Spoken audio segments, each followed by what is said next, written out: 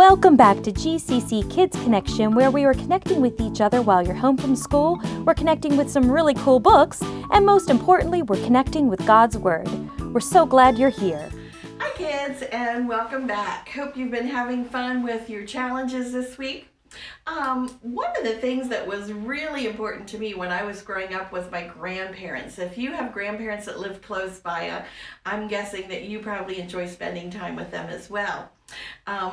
Some people have grandparents that live far away and you don't get to see them very often, but I was very thankful that my grandparents lived close by, so we had a special relationship with our grandparents, and grandparents are really cool people. Well, today our story is about Grandpa and his grandson, and they share a name. They also have a really special relationship. This is a book called Now One Foot, Now the Other, and it was written by author and illustrator Tommy DiPaolo. Hope you enjoy this story as much as I do. Now one foot, now the other. Bobby was named after his best friend, his grandfather, Bob. When Bobby was just a baby, his grandfather told everyone, "Bobby will be 3 years old before he can say Grandpa, so I'm going to have him call me Bob." And Bob was the first word Bobby said. Bob was the one who helped Bobby learn to walk. "Hold on to my hands, Bobby," his grandfather said. Now one foot, now the other. One of the best things that Bob and Bobby did was play with the old wooden blocks that were kept on a shelf in the little sewing room under the front stairs. The blocks had letters on two sides, numbers on two sides, and pictures of animals on the other two sides. Bob and Bobby would slowly, very slowly put the blocks one on top of the other, building a tall tower. There were 30 blocks. Sometimes the tower would fall down when only half of the blocks were piled up. Sometimes the tower would be almost finished. "Just one more block," Bob would say. "And that's the elephant block," Bobby would say. And they would carefully put the elephant block on the very top. But Bob would sneeze and the tower would fall down. Bobby would laugh and laugh. "Elephants always make you sneeze, Bob," Bobby would say. "We'll just have to try the next time," his grandfather would say. Then Bob would sit Bobby on his knee and tell him stories. "Bob, tell me the story about how you taught me to walk," Bobby would say.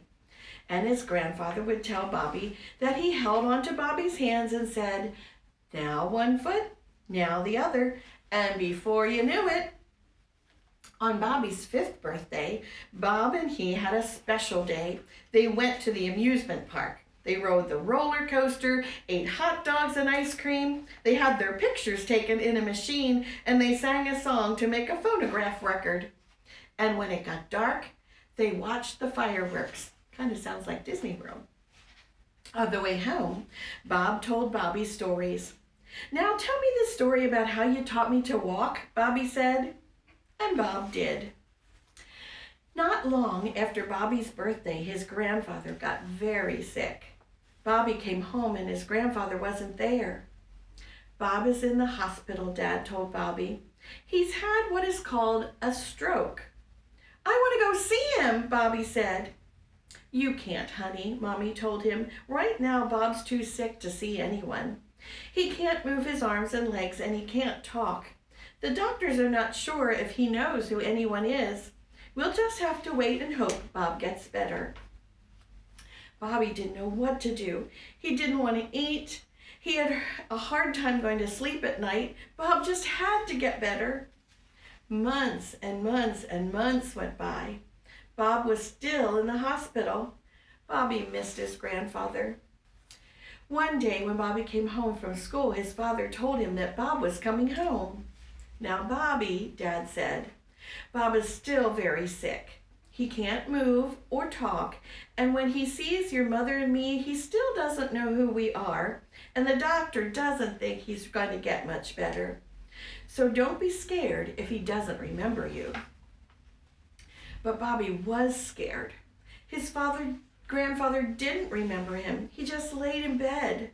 And when Dad carried him, Bob sat in a chair, but he didn't talk or even move. One day, Bob tried to say something to Bobby, but the sound that came out was awful. Bobby ran out of the room. "Bob sounds like a monster," Bobby cried. "He can't help it, Bobby," Mom said. So Bobby went back to the room where Bob was sitting. It looked like a tear was coming down Bob's face. "I didn't mean to run away, Bob. I was just scared. I'm sorry," Bobby said. "Do you know who I am?" Bobby thought he saw Bob blink his eye. "Mom! Mom!" Bobby called. "Bob knows who I am."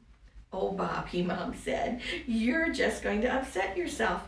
Your grandfather doesn't recognize any of us." But Bobby knew better. He ran to the small sewing room under the front stairs. He took the blocks off the shelf and ran back to where Bob was sitting. Bob's mouth made a small smile. Bobby began to build the tower. "Halfway, almost to the top, only one block left." "Okay, Bob," said Bobby. "Now the elephant block." Bob made a strange noise that sounded a little bit like a sneeze. The blocks fell down and Bob smiled and moved his fingers up and down. Bobby laughed and laughed. Now he knew Bob was going to get better. And Bob did. Slowly, he began to talk a little. It sounded strange, but he could say Bobby just as clear as day. Bob began to move his fingers and then his hands. Bobby still helped to feed his grandfather, but one day Bob could almost hold the spoon by himself. But he still couldn't walk. When the weather got nice and warm, Dad carried Bob out to a chair in the yard. Bobby sat with him. "Bobby," Bob said, "story." So Bobby told Bob some stories. Then Bob stood up very slowly. "You, me, walk," said Bob. Bobby knew exactly what Bob wanted to do. Bobby stood in front of Bob and let Bob lean on his shoulders. "Okay, Bob. Now one foot." Bob moved one foot. "Now the other foot." Bob moved the other foot. By the end of summer, Bob and Bobby could walk to the end of the lawn, and Bob could talk better and better every day. On Bobby's 6th birthday, Bobby got the blocks. Slowly he built up the tower. Only one block to go. "Here, elephant block," Bob said. Bobby put it on top. Bob sneezed. "Elephants always make you sneeze," Bobby said. "We'll just have to try again some other time."